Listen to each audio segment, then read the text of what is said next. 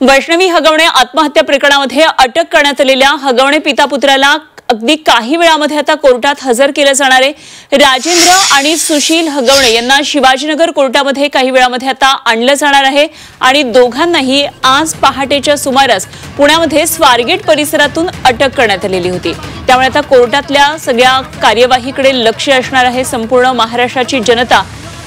निश्चितच काय ह्या दोघांना शिक्षा होतीये, कशी कोर्टामध्ये कार्यवाही होतीये याबाबत प्रतीक्षा करतात आणि या संदर्भात आणखी सविस्तर सध्याचे अपडेट्स जाणून घेऊया। आमचे प्रतिनिधी चंद्रकांत पुंदे सध्या आपल्याबरोबर पुण्यामधून जोडले गेले। चंद्रकांत, संपूर्ण महाराष्ट्राची जनता खरं तर या घटनेकडे लक्ष लावून बसलेली आहे।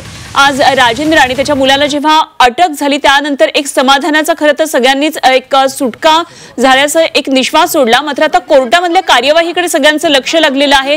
काय नेमकं आता कोर्टामध्ये सगळी प्रक्रिया असणार आहे?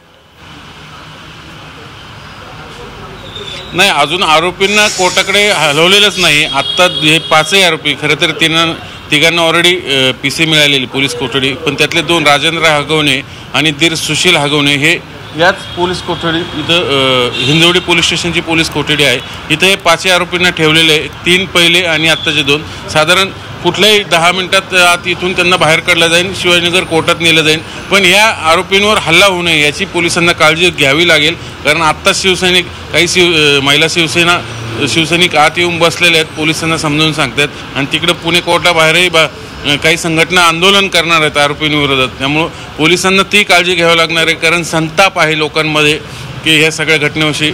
हुंडाबळीमुळं आज वैष्णवीला आपला जीव गमावा लागला आणि आरोपींच्या चेहऱ्यावर कुठेही त्याची शिकणसुद्धा दिसत नाही। आत आम्ही बघितलं तर निवांत हसत खेळत सगळे पाचही कुटुंब एका वेगळ्या अर्थाने या लोकांमध्ये एकत्र आलेलं आहे। म्हणजे आई लता, मुलगा शशांक आणि मुलगी रश्मी करिश्मा आणि हे शशांक हगवणे वडील आणि पुन्हा सुशील असे पाचही जण इथं हजर आहेत।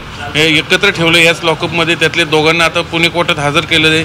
तिघांची ऑलरेडी पीसी मिळाले सविस्तर, नंतर एकत्र इथंच सगळी चौकशी होईल।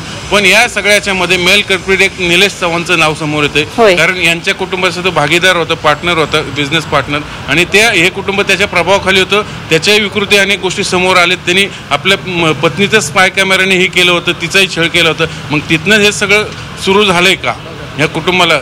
कारण हे सगळं तपासाचा भाग आहे। पोलीस त्यालाही अटक करणार का हेच पाहिजे। आणि मुळात मुद्दा असा आहे, हे 6 दिवस आरोपी होतं कुठं याचंही सगळं आता ट्रेलिंग समोर आलेलं आहे। यांना कुणी मदत केली यांची पोलीस चौकशी करणार का आणि त्यांच्यावर कारवाई करणार का हेच पाहायचं। खरंय, जरूर चंद्रकांत, या सर्व घडामोडींवर पुण्यातल्या लक्ष ठेवून राहा। कोर्टाच्या कारवाईकडे खरं तर आपल्या सगळ्यांचं लक्ष असणार आहे। धन्यवाद तुर्तास दिलेल्या सगळ्या या सविस्तर तपशिलांसाठी। वेळोवेळी आपण चर्चा करूया।